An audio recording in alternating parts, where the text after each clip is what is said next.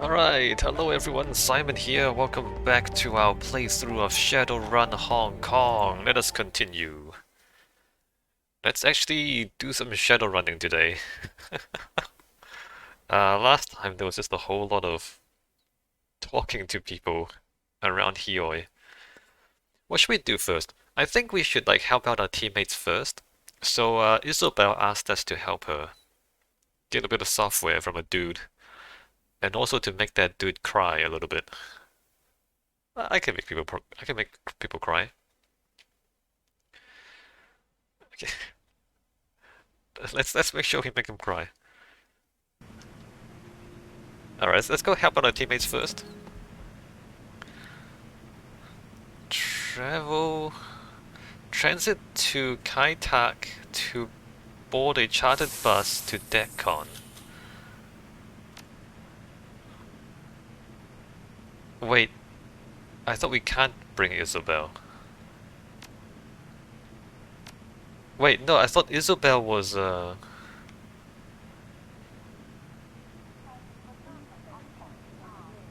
thought Isabel was gonna be. This is weird because this is Isabel's mission. So either she has to come or she can't come, right? So why is there an option to not bring her? And then I don't understand. Anyway, let's bring Isabel. I'm gonna bring Duncan this time because we're going partying. The plan is not to kill anyone. The plan is just to go partying and scare somebody. Requirements. Oh, Isabel must be present. Okay, so it's me and one other person. Me and one other person. I think Duncan can make people cry. Gaichu can probably make people cry, but not on purpose. So I don't think this mission is that serious, so I'm gonna bring Duncan for once. Alright, Isabel must be present.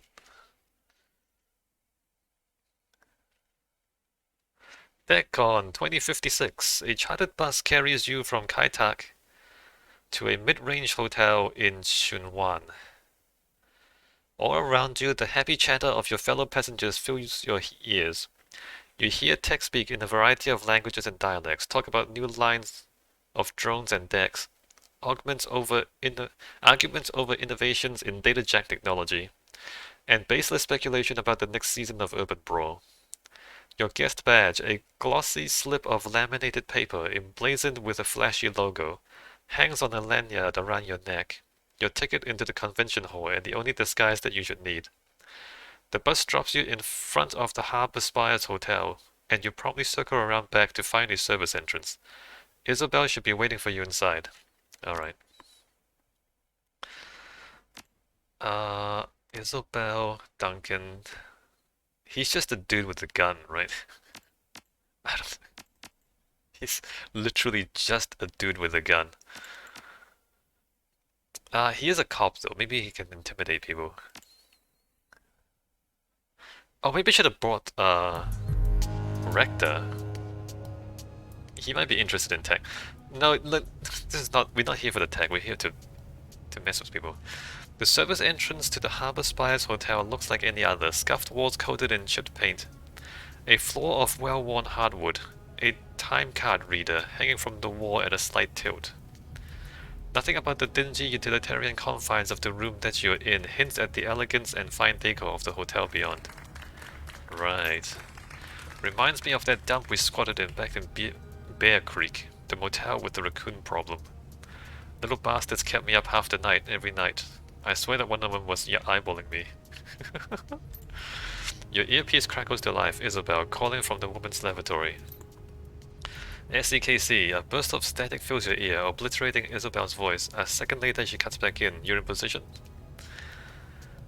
I'm here. Yeah, you're kind of breaking up though. I should tell her that she's breaking up.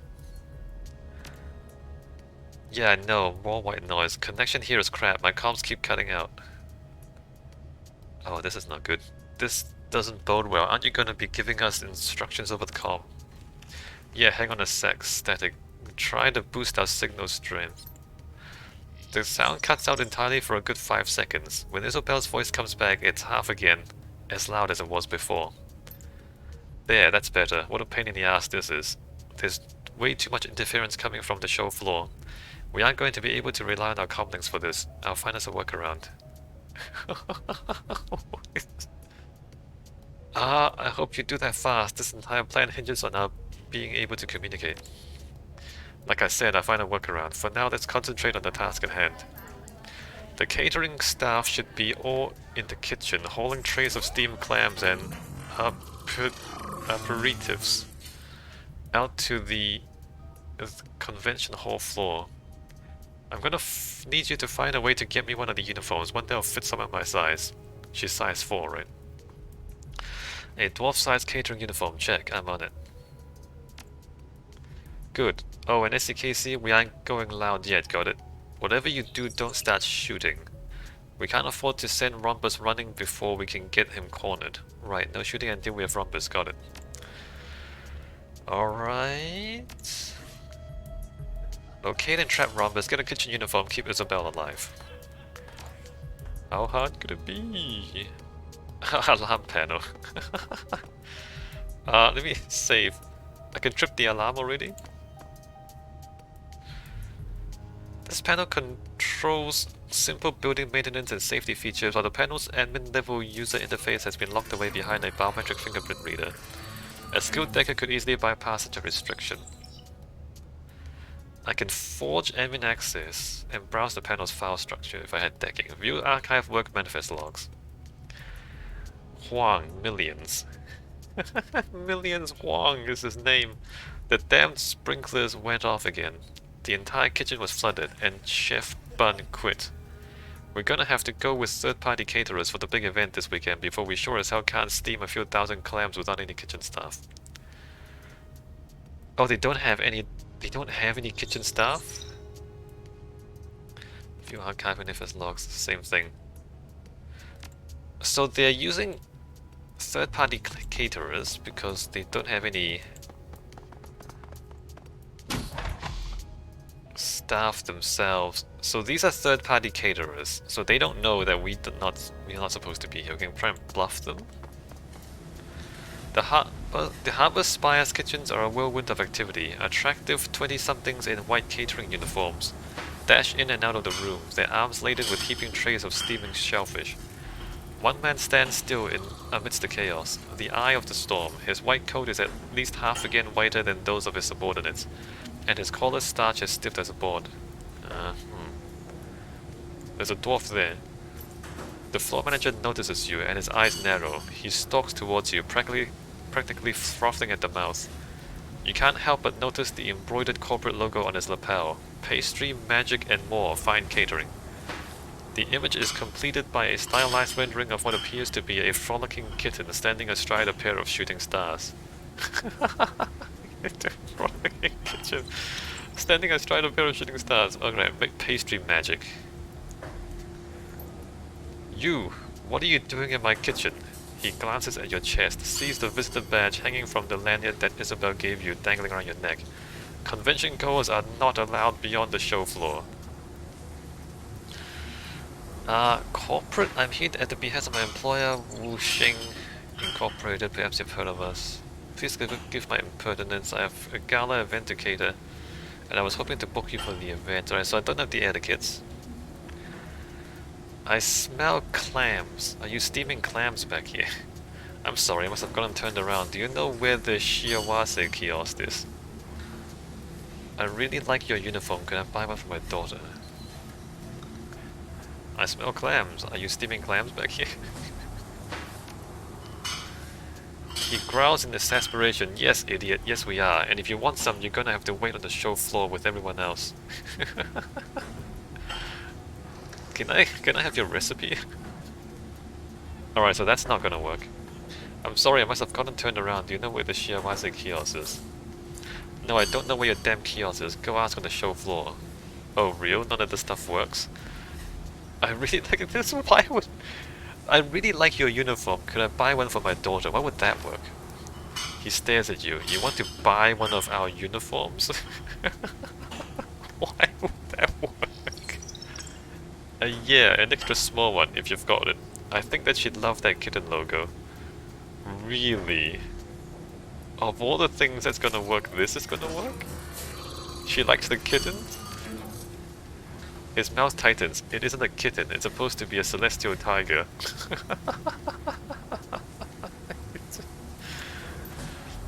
Looks like a kitten to me. He hangs his head low, color creeping into his cheeks. Yeah, I know, I keep telling our graphic designer, but he never listens. You want a uniform? 500 new yen. Pay up or get out. Charisma for 300, 500, pay the man, done deal. Too steep, forget about it. 500 yen is quite a bit of yen. So you can just get the uniform like this for money. Then leave my kitchen, get out. Alright, so we say no. There's a yellow thing there. Is there a uniform back here? Upon reaching the door, you feel a pair of eyes on you. Turning, you find their owner, a frazzled-looking dwarf in a wine-stained catering uniform. Her corporate name tag is emblazoned with letters in bold print, Larissa. Hey, couldn't help but overhear you back there. You need a uniform?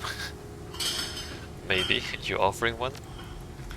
Yes, but not for free. You do me a favor and this uniform. She tugs at the wet fabric. Is yours. Alright. Tell me what you want me to do. There's a guy on the show floor, an elf, one of those deckers. Most of them are cool, but this one has been a prick to me for the entire show.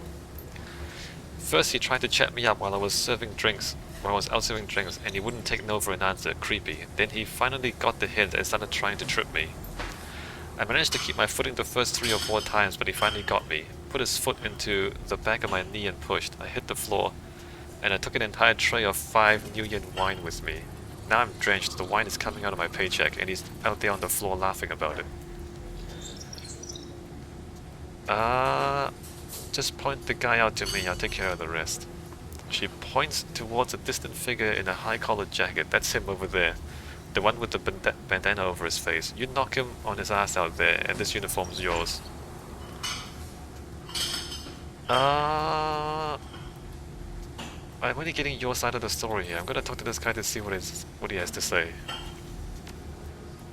Yeah, you go do that. I bet you anything that you want to hit him yourself after a minute or two. Alright, so I'm guessing the drone, see that corridor kind of comes around here? I think the drone allows you to pick up a uniform from back here. But we do have...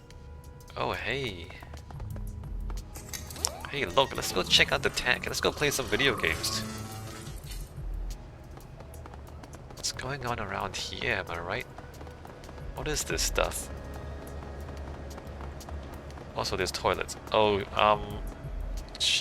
Isabel's in that toilet, right? What's this guy doing? Shady man. Shady man. A sketchy-looking man in a long shabby coat stands in the middle of the bathroom floor, teetering on his feet. He blinks at you through red-rimmed eyes crusted over with sleep. Hey there, are you, he checks the screen of his PDA. The Imperator? Cause if you are, I got your stuff. Oh yeah? Yep, that's me. Great, great, great. He lifts an overstuffed plastic shopping bag. Here, you want to see the whole stock, or do you want to just buy the items that we discussed? Let me see your full stock. Alright, he's dealing drugs. Okay, I mean, I don't really want drugs. Just give me the stuff we agreed on, I guess. Alright, I'm gonna warn you though, HyperX ain't cheap.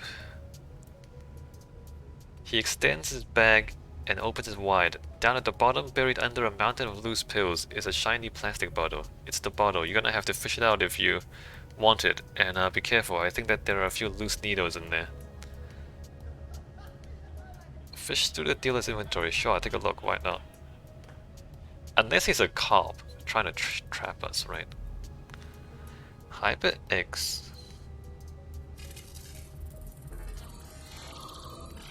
I mean, I don't really want it. Good stuff, huh? So nice. You want anything else? Nope. So he's just selling drugs. Nothing that I'm interested in.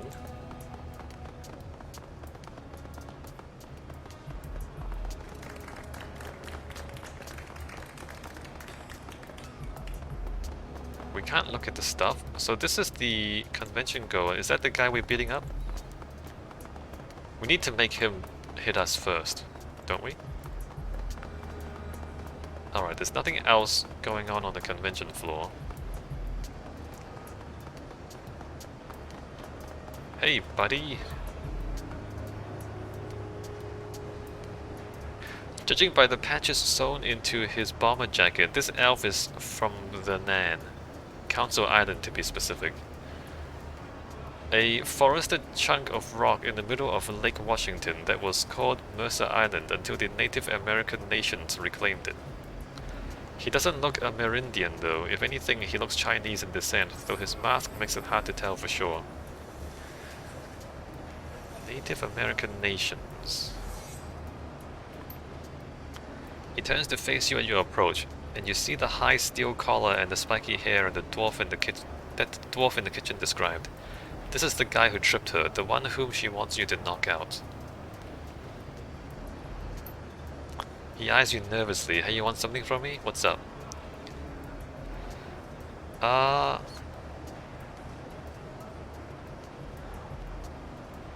Just wanted to get to know my fellow con-goers. You're from Council Island? Yeah, what gave me away? He makes a point of showing off his jacket. The tribal insignias look strangely out of place here on the DeckCon floor. You from Seattle? The Redmond Barons, actually. No dreck. Wow, that place is friggin' intense, chummer. The Seattle shadow slang sounds incredibly awkward when delivered in Cantonese, but he doesn't seem to notice. Council Island is Nan territory, and you don't look Amerindian. What's your deal? I'm not Amerindian. I do live on Council Island though. My dad is a diplomat from Tir Na Nog. We live on the island. Actually, they treat us like kings there. Really? Yeah, the Salish Shidhei Council enjoys good relations with my country and Tiangear. Magical pride and all that. We share a connection with the land, all of that bullshit. So me and my family can get away with pretty much anything. Is that right? He gives you a conspiratorial wink. It's a pretty great life. Is there anything specific that you're here to see? Yeah, I'm here to check out that 57 Fuji Cyber deck. My 55 Cyber 7 is barely cutting it these days. I want to see what they're coming out with next year, and I've heard that they have a demo station. So, tell me, what's your favorite new ESP for incursion operations? I like Blast Hammer personally. Heard of it? It's open source, developed by the Southeast Asian decking community. Does a number on Blocker IC. Alright, so we don't have the right skills to talk to him about it. Blast Hammer, I never heard of it. He snickers to himself. Really? It's only the most popular freeware attack ESP in Southeast Asia. He's practically shouting. His face has lit up with maniacal glee. Calm down, man. I'm from Seattle, not Southeast Asia. Yeah, well, you better get with it if you want to survive out here. He leers at you, his expression all smugness and superiority. I mean, I'm just saying. I've heard that you've been giving one of the caterers a hard time. He smirks at you. A caterer? Who? Larissa, the petite dwarf with dark hair. She says that you knocked her down and made her drop a tray of wine. Oh, her. Yeah, I tripped her up. It was funny as hell. She went down like a sack of potatoes, and all the crystals shattered when it hit the floor, but she deserved it.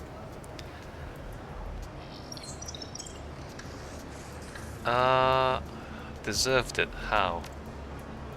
The dumb halfer talked down to me, the son of a diplomat. She had to learn that you don't do that, especially not when I'm rich and she's the help. That isn't how life works.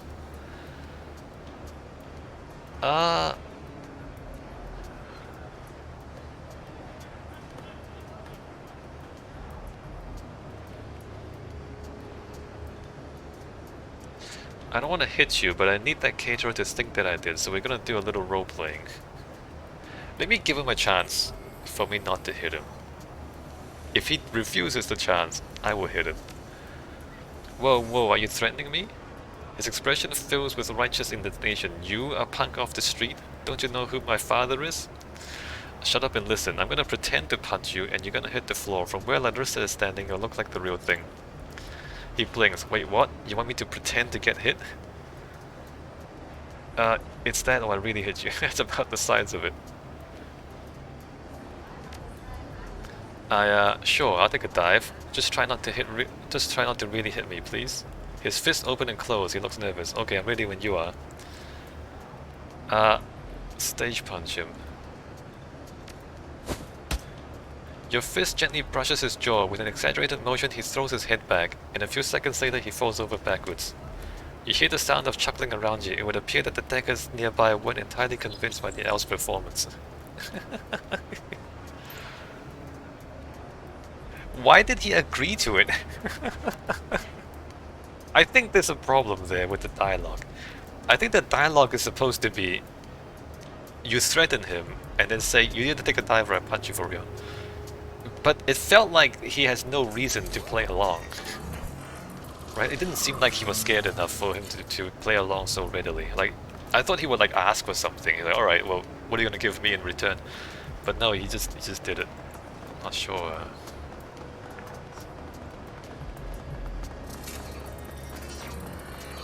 Anyway, I mean, he is a son of a diplomat. If I actually hit him, I think I might get in trouble.